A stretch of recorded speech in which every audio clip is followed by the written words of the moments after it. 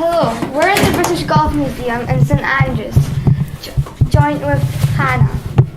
Hannah's going to be opening one of these cases and we're very lucky. Hi there. Hello.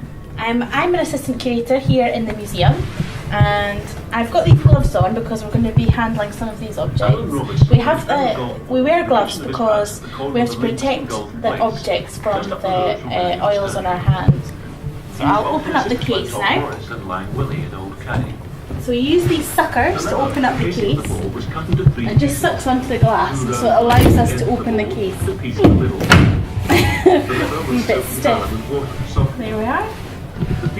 So I will just hand you out one of these feathery golf balls.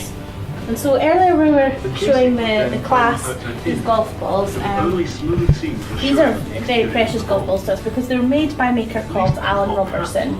And Alan lived and played in here in St Andrews, and he made his own golf clubs as well as his own golf balls. And these feathery golf balls have his name on them. It says Alan there. And the casing is made of leather, and then inside they would put boiled up duck and geese feathers. And it was hard work to make them. Did Alan make these all by himself? These ones he would make on his own, and he would often play golf using these golf balls as well. He would sell them as well as use them himself. And he was known as the greatest golfer of his generation. So he won lots of competitions, lots of challenge matches. I'll put that back on display here. So in the museum I always have to make sure that everything's straight. Why is it so small? The other ones are quite big.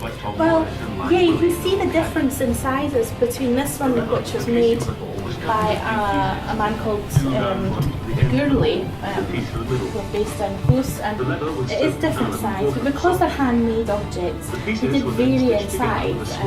We had a rough estimate of the different sizes of ball, but because they were so unique and special items, they didn't have a standard size for the fitting ball. But Alan one, that one is quite a wee one there compared to that one. And we do have this red one. Can you guess what that would be used for? I have no idea. Why would you need a red golf ball? In case you lose the wind. What would make you lose a white ball if you're playing in Scotland in the snow? So if you were such a keen golfer that you wanted to play in a snow drift, then you could use this red golf ball. Could make only 3 or 4 feather balls in a day.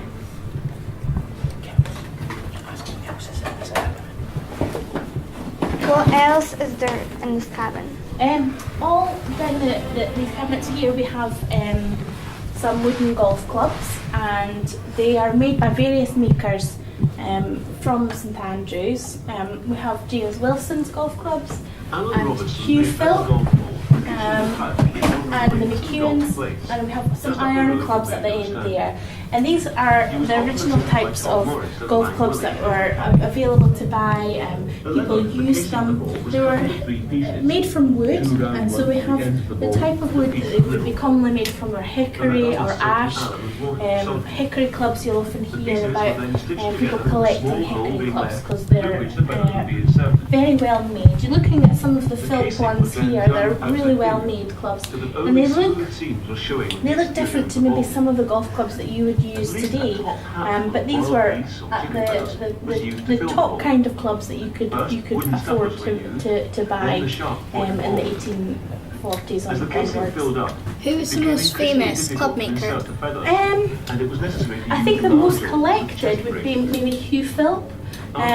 He was a master craftsman, and I think he would probably be one of the most famous ones, famous makers that people collect today.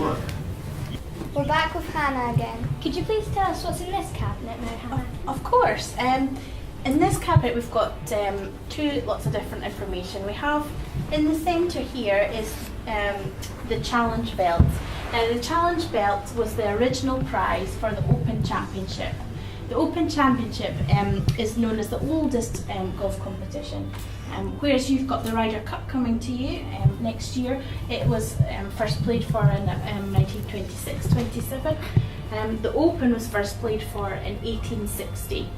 and it originated, it first played for in Prestwick, here in Scotland, on the west coast of Scotland. And this challenge belt, which kind of looks like it kind of looks like a boxer's prize or a wrestler's prize, doesn't it? This is a replica, a museum replica.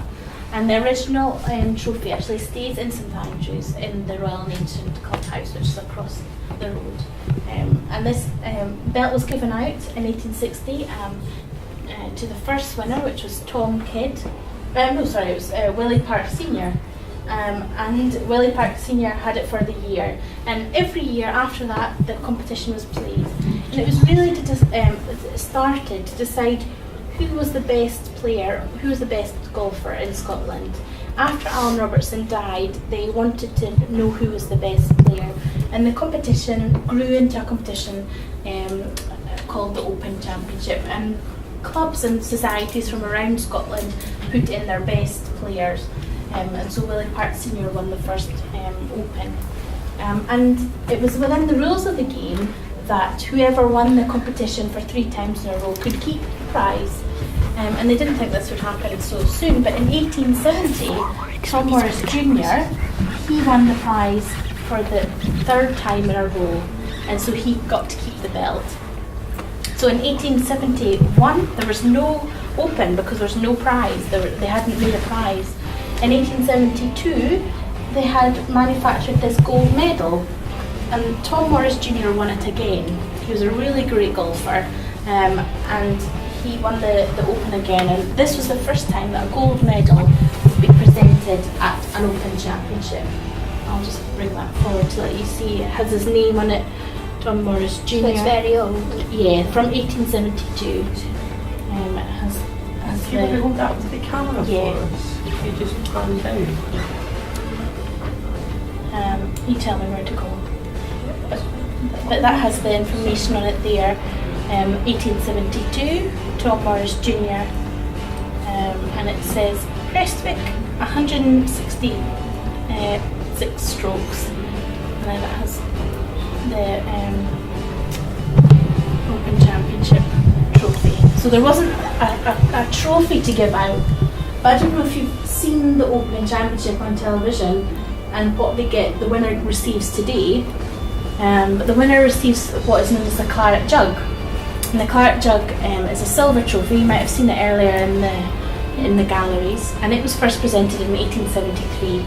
And so every year since then, an Open champion has won a gold medal and the claret jug for the year. And so we have a replica in the museum. So.